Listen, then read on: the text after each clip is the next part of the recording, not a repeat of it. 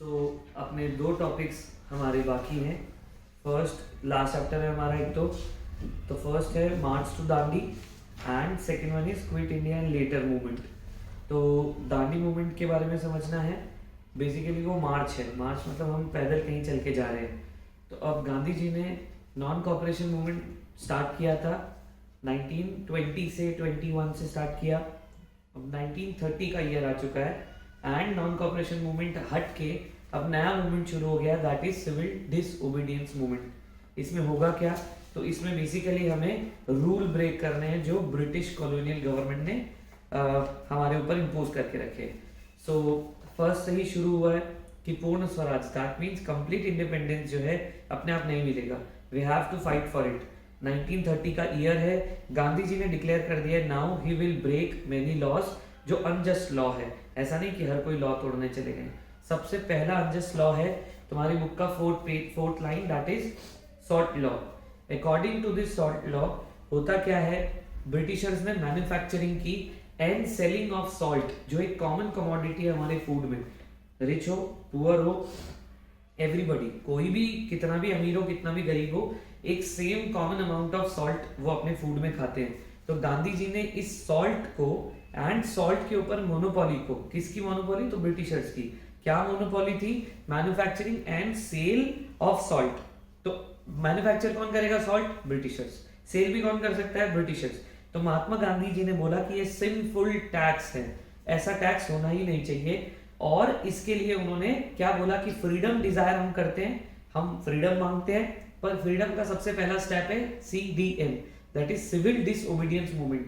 Civil मतलब क्या, तो अब लोग जो है बातों को नहीं मानेंगे ब्रिटिशर्स की। 1930 ईयर है, गांधी जी अपने साबरमती आश्रम जो अहमदाबाद में है वहां से चलना शुरू करते हैं और पहुंचते हैं गुजरात का coastal state near Surat, Dandi तक आते हैं। 240 माइल्स, अराउंड 400 किलोमीटर हम अप्रॉक्स मान सकते हैं, to be very precise 360 kilometres हैं। 240 माइल्स का साबरमती से दांडी वो एक मार्च करते हैं। अब इस मार्च में क्या है, तो वहां से वो चलकर आना चाह रहे हैं, डायरेक्ट भी आ सकते थे, पर वो लोगों को मोबिलाइज करना चाहते थे, बताना चाह रहे थे दैट दिस अनजस्ट लॉ, इसको हम फॉलो ना करें तो बेटर है, हम ब्लाइंडली उसे ना फॉलो करें। तो अब वो क्या करते हैं, तो साबरमती से दांडी तक आते हैं। अब क्योंकि मैन्युफैक्चरिंग बैन है, इलीगल है, और सॉल्टी जो वाटर होता है, जब ओशनिक वाटर होता है, क्योंकि दांडी एक कोस्टल टाउन है, वहां पे अरेबियन सी लगता है। अब वहां शोर है, शोर पे तुम जाओ, पानी इवेपोरेट करो, जो नीचे बचेगा it would be salt only. तो अब उन्होंने क्या किया, सिंपल यही किया, वहां जाते हैं, पानी को बॉईल करते हैं, नीचे जो बचता है दैट वुड बी सॉल्ट, और वो सॉल्ट को ऐसा पिंच करके हवा में उड़ा देते हैं। इसका मतलब उन्होंने सॉल्ट को मैन्युफैक्चर किया जो कि उस वक्त के लिए इलीगल था।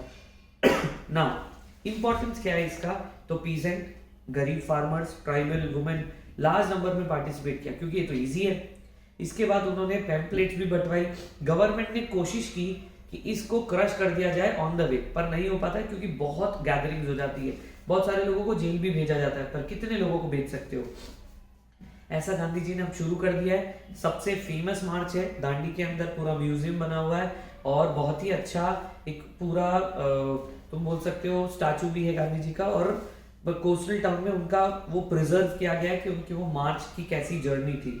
इसके बाद अब आता है बहुत इंपॉर्टेंट इवेंट, 5 साल हो जाते हैं उसके बाद 1935 में गांधी जी और बहुत सारे फ्रीडम फाइटर्स के स्ट्रगल का एक अब कंबाइंड स्ट्रगल का जो है मेहनत रंग लाने वाली है। अब वो कैसे, तो इंडिया का एक्ट आता है जिसे बोला जाता है government of India act 1935।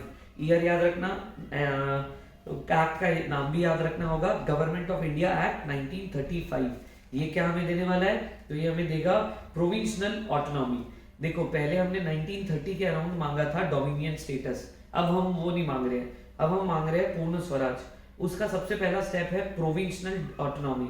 Autonomy मतलब अपनी मर्जी से रूल करना, और प्रोविंशियल मतलब इंडिया में बहुत सारे प्रोविंसेस थे, तो एग्जैक्ट नंबर है 11, जैसे पंजाब, सिंध, बॉम्बे, मद्रास, कलकत्ता, हैदराबाद, गुजरात, जूनागढ़, ऐसे बहुत सारे, उड़ीसा का है, अवध है जो यूपी है आज का, ऐसे टोटल 11 प्रोविंसेस थे।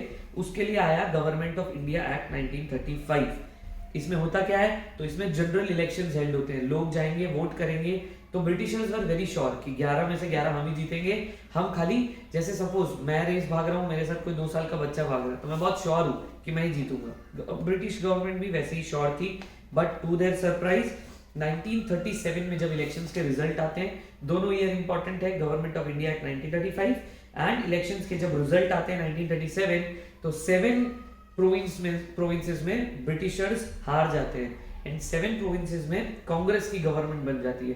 टू देयर सरप्राइज खाली वो 4 जीतते हैं। 4 में भी कौन कौन से हैं? एक पाकिस्तान का एरिया, एक ईस्ट पाकिस्तान का एरिया, एक हैदराबाद और एक जूनागढ़। ये कुछ ऐसे एरियाज है जिसमें एकदम ही अगेंस्ट थे इंडियन एंड कांग्रेस लोगों के, वहां वो 4 जगह जीतते हैं आउट ऑफ 11 सितंबर। अब प्रॉब्लम क्या आती है, इसके 2 साल बाद, तो 2-2 साल में इवेंट हो रहा है। 1935 में एक्ट आया, 37 में इलेक्शन हुआ, 1939 में वर्ल्ड वॉर 2 शुरू हो जाती है, जो सेकेंड वर्ल्ड वॉर जिसे हम बोल रहे हैं। 2 साल बाद ही वर्ल्ड वॉर 2 शुरू हो जाती है एंड ब्रिटिशर्स चाहते हैं that India should also come to the war, India should also join the war on the name of Britishers. मतलब नाम होगा ब्रिटिशर्स का, सोल्जर्स यूज होंगे इंडिया के, not European and British soldiers पर इंडियन सोल्जर्स।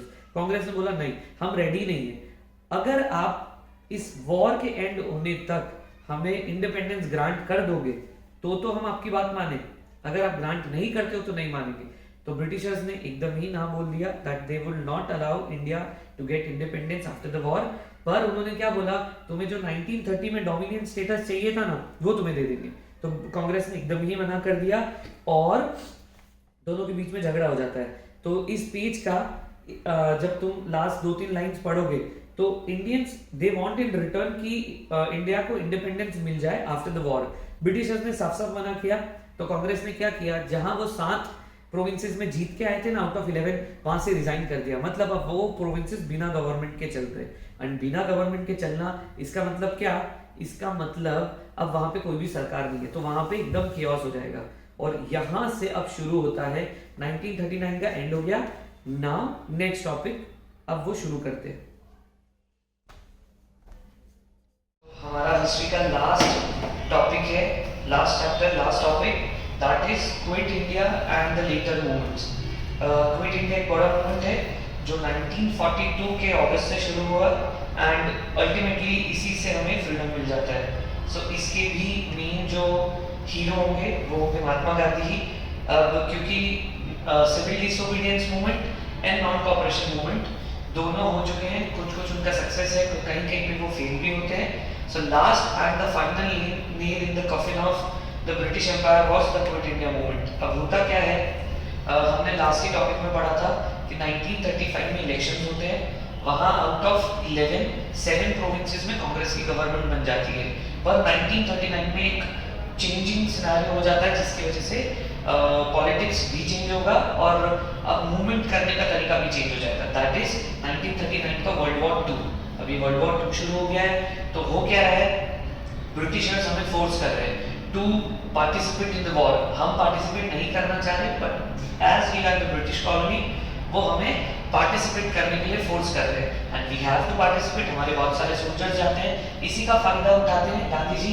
एंड 1942 में वो चाहते हैं दैट नाउ एक ऐसा मूवमेंट चलाया जाए जो फुल एंड फाइनल होना चाहिए, उसके बाद कोई मूवमेंट नहीं होगा हमारी तरफ से। 1942 का अगस्त, इस चैप्टर के राइट टॉप में ईयर दिया हुआ है, तो 1942 अगस्त इज द ईयर। ब्रिटिशर्स को भगाने के लिए गांधी जी ने एक मोटो दिया, दैट इज डू और डाई। इसका मतलब करो और मरो, करो या मरो, और है एंड नहीं। तो you have to fight for the freedom. अब ये लास्ट एक तरीके से नॉन वायलेंट वॉर है, पर जैसा हर बार होता है, हर मूवमेंट को सप्रेस करने के लिए ब्रिटिशर्स जो है फोर्सेस यूज करते हैं। इस मूवमेंट को भी सप्रेस किया गया और यहाँ टर्म यूज किया गया है रिप्रेशन। ये रिप्रेशन वर्ड क्या होता है, तो जब भी फोर्स को यूज करके किसी चीज को सप्रेस किया जाए, दैट इज रिप्रेशन। बहुत सारे लोगों को जेल भेजा गया, बहुत सारे लोग फाइट में मरते हैं, बट अल्टीमेटली ऐसा देखा गया कि 5 ईयर के टेन्योर में, दैट इज 1942 से 1947 आते आते हमें इंडिपेंडेंस मिल जाता है। पर क्या इंडिपेंडेंस एक स्वीट गिफ्ट है हमारे लिए? नहीं, इसके साथ हमें इन रिटर्न मिलता है पार्टीशन ऑफ इंडिया। तो बस टॉपिक है टुवर्ड इंडिपेंडेंस एंड पार्टीशन। तो 1940 में, अब देखो 1935 में काउंसिल इलेक्शंस होते हैं, 37 में जब रिजल्ट आता है तो पता चलता है कि वो 7 प्रोविंसेस में कांग्रेस जीत गई है। पर 39 में सेकेंड वर्ल्ड वॉर शुरू होते ही कांग्रेस के सारे मिनिस्टर्स रिजाइन कर देते हैं। अब रिजाइन कर दिया तो 1940 में इसी एक पॉइंट को ध्यान में रखते हुए मुस्लिम लीग ने क्या किया, इंडिपेंडेंट स्टेट मांगना शुरू कर दिया यहाँ पे। और अब यहाँ पे इंडिपेंडेंट स्टेट मांग रहे हैं कहाँ, दो जगह पे, एक तो इंडिया के नॉर्थ वेस्ट में जो आज का पाकिस्तान है, एंड एक बंगाल के ईस्ट जो आज का बांग्लादेश है, ये दोनों। और वहां पे क्या मांग रहे थे, ये रीजनल ऑटोनॉमी। रीजनल ऑटोनॉमी मतलब क्या, वहां जो पॉपुलेशन है, वहां जो लोग हैं वो ही लोग, बेसिकली मुस्लिम लोग ही उन लोगों को रूल करें, ऐसा वो चाहते थे। 1930 से ही मुस्लिम लीग जो है एक सेपरेट नेशन की डिमांड रखी रही थी, और धीरे धीरे उनका ये जो मोटिव है ये और स्ट्रॉन्ग होता गया, क्योंकि 7 प्रोविंसेस में जीतने के बाद कांग्रेस का इतना स्ट्रॉन्ग होल्ड हो गया था कि ब्रिटिशर्स को भी उनकी बात सुननी है। तो मुस्लिम लीग को इंफीरियरिटी कॉम्प्लेक्स होने लगा कि भाई अब हमारे को संभालेगा कौन, हम तो माइनॉरिटी में आ गए, हमारी डिमांड्स को कौन पूरी करेगा। सो अब वो थोड़ा सा वॉयलेंट अप्रोच की तरफ जा रहे हैं। 1937 में ऐसा लग रहा था कि मुस्लिम लीग ने अपने आप को, खुद को प्लस उनके लोगों को कन्विंस कर लिया है that they are in the minority, और उन्हें माइनॉरिटी नहीं रहना है। वो ये चाहते नहीं थे that they would play as a second fiddle to the Congress, नहीं एज अ सब सेकेंडरी हीरो नहीं बनना था उन्हें। और अब 1937 ईयर याद रखना, एक जॉइंट सेशन होता है कांग्रेस और मुस्लिम लीग का। इसमें होता क्या है, कांग्रेस ने उनकी बात मानने से मना कर दिया, उनकी मतलब मुस्लिम लीग की। क्या बात, कि मुस्लिम लोगों को एक रीजनल ऑटोनॉमी या रिजर्व्ड कॉन्स्टिट्यूएंसी दे दी जाए। कांग्रेस ने क्या बोला कि अगर हम जीते हैं हमारा ही रूल रहेगा, आपका भी रिप्रेजेंटेशन है पर आपका रूल नहीं होगा। अब 1930 से, मतलब जब से ये 35 से इलेक्शन हो रहे हैं, कांग्रेस ना मुस्लिम लीग के लोगों को मोबिलाइज नहीं कर पा रही थी अपने सपोर्ट में। 1942 अगर हम वापस उसी सिनेरियो पे आते हैं तो 1942 में गांधी जी ने क्विट इंडिया मूवमेंट शुरू किया है। 1945 इज द ईयर जिसमें अब वर्ल्ड वॉर एंड हो गई है। 1939 से शुरू हुई, 1945 पे एंड हो गई, पर इसके बीच में बहुत सारी चीजें होती हैं। कांग्रेस बार-बार number of time Britishers and Congress ने, ब्रिटिशर्स एंड मुस्लिम लीग ने बोलने की कोशिश की दैट एक सेपरेट इलेक्टोरेट बनाया जाए, पर कांग्रेस बहुत रिलक्टेंट थी कि नहीं ये होना ही नहीं चाहिए। They wanted a United federation, A United province, मतलब क्या, इंडिया एज अ होल, उसमें पार्टीशन नहीं होना चाहिए। पर प्रॉब्लम ये होती है 1945 में जब वर्ल्ड वॉर 2 खत्म होता है तो एक ओवरऑल नया सिनेरियो डेवलप हो जाता है। अभी ओवरऑल नया सिनेरियो क्या है, दैट इन 1946 वापस इलेक्शंस होते हैं, एंड वापस से इलेक्शंस तो हो रहे हैं, पर यहाँ एक छोटा सा चेंज आ गया है। आज से पहले तक सारी चीजें क्या थी, तो जनरल कॉन्स्टिट्यूएंसीज हुआ करती थी। इसका मतलब क्या, एक जनरल रेस, कोई भी कैंडिडेट इलेक्शन के लिए खड़ा हो सकता है, कोई भी उन्हें वोट कर सकता है। बट नाउ इन जुलाई 1946 क्या सिनेरियो होता है, 2 टाइप की कॉन्स्टिट्यूएंसीज बन जाती है, एक जनरल और एक रिजर्व। अब जनरल मतलब क्या, कोई भी कैंडिडेट वहां है, नॉमिनेट होगा, कोई भी वोट करेगा। बट रिजर्व कॉन्स्टिट्यूएंसी, जिसे वर्ड यूज किया जाता है आज हिस्ट्री में, सेपरेट इलेक्टोरेट, ये क्या है, तो फॉर द मुस्लिम्स, मुस्लिम लोगों के लिए एक अलग से कॉन्स्टिट्यूएंसी रखी जाएगी। वहां कौन रिप्रेजेंटेशन देगा, तो ओनली मुस्लिम लोग, वहां कौन वोट देगा, तो ओनली मुस्लिम लोग। तो अब वोट भी मुस्लिम दे रहे हैं, रिप्रेजेंटेशन के लिए जो कैंडिडेट है वो भी मुस्लिम है, तो ऑफ कोर्स मुस्लिम जीतेगा। तो इसका मतलब वहां से कांग्रेस साफ साफ में ही हट जाएगा। तो आज का पाकिस्तान, दैट इज इंडिया का नॉर्थ वेस्ट फ्रंटियर का पार्ट, वेस्ट पंजाब का पार्ट एंड ईस्ट बंगाल का पार्ट जो है, अब वहां पे मुस्लिम लीग का स्ट्रॉन्ग होल्ड हो गया है। एंड वो तो चाहते ही नहीं थे, जब उनके पास पावर नहीं था तो भी उन्होंने अपने लोगों को मोबिलाइज कर दिया था कि हमें सेपरेट इलेक्टोरेट दो, हमें सेपरेट नेशन दो। पर अब तो वो जहां चाहते हैं वहां पे उनका पावर आ चुका है, and now they started the demand of a separate Pakistan, a separate nation from the Congress ruled India. अब उन्हें वो चाहिए, पर ब्रिटिशर्स इतना जल्दी रेडी नहीं थे इस चीज के लिए।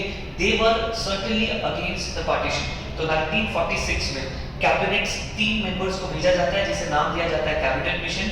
वो क्या चीज को लुक आउट करने के लिए भेजा था, first transfer of power, second किस तरह से इंडिया में आफ्टर ब्रिटिश रूल गवर्नेंस चलेगी, एंड थर्ड पार्टीशन होना चाहिए कि नहीं होना चाहिए। कांग्रेस बहुत रिलक्टेंट थी, हमेशा से रिलक्टेंट रही है कि उसे हमेशा यूनाइटेड प्रोविंस चाहिए, पार्टीशन नहीं चाहिए।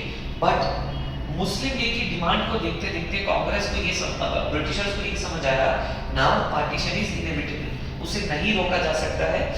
पर वापस कांग्रेस एंड मुस्लिम लीग में बहुत सारा डिफरेंसेस होता है, और प्रॉब्लम ये होती है कि धीरे धीरे कांग्रेस को भी समझ आने लग गया था that partition is necessary for the peace of the nation.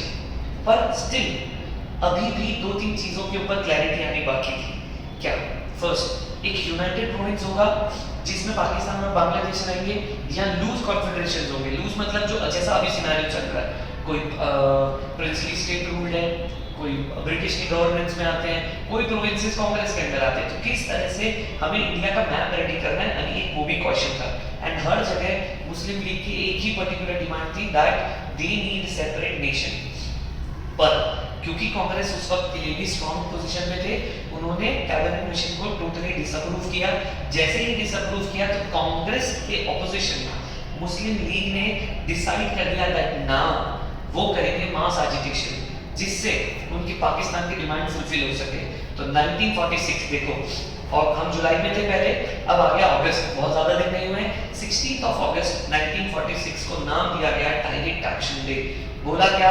जहां सबसे ज्यादा मेजॉरिटी है, जैसे कलकत्ता, बंगाल प्रोविंस और पंजाब प्रोविंस, वहां पे राइट्स फैलाती है। राइट्स इतने ज्यादा हो जाते हैं, सेवरल डेज के लिए चलते हैं। वर्ड यूज किया गया, वर्ड यूज हुआ यहाँ पे 100,000 पीपल, मतलब मिनिमम 1 लाख लोगों की तो डेथ हुई है यहाँ पे। इतने हेवी राइट्स हो जाते हैं। तो बाय 1947 मार्च ये फाइनलाइज किया जाता है दैट नाउ क्योंकि पार्टीशन इनएविटेबल है, होके ही रहेगा, उसे पीसफुली कर दिया जाए so that losses of life को हम कम कर सके। सो धीरे धीरे लॉर्ड माउंटबेटन ने भी प्लान बनाया इंडिया के पार्टीशन का। एंड 14 अगस्त 1947 को पाकिस्तान इंडिपेंडेंट होता है, 15 अगस्त को इंडिया इंडिपेंडेंट होता है। पर यहाँ पे उन्होंने इंडिपेंडेंस वर्ड यूज नहीं किया है, यहाँ पे वो लोगों ने वर्ड यूज किया transfer of power. Transfer of power मतलब क्या? इंडिपेंडेंट कौन होता है? जो किसी से छूट जाता है। हम केज में से छूटते हैं तो हम इंडिपेंडेंट होते हैं। पर ट्रांसफर ऑफ पावर मतलब क्या? ब्रिटिशर्स ने हमें हैंड ओवर किया है पावर। सो हमें इंडिपेंडेंस मिलता है। लास्ट पार्ट में यही है। 1942 में क्विट इंडिया शुरू होता है इन द लीडरशिप थी गांधी जी की। 1947 आते आते बड़े बड़े इवेंट्स हो जाते हैं, वर्ल्ड वॉर 2 फिनिश हो जाती है।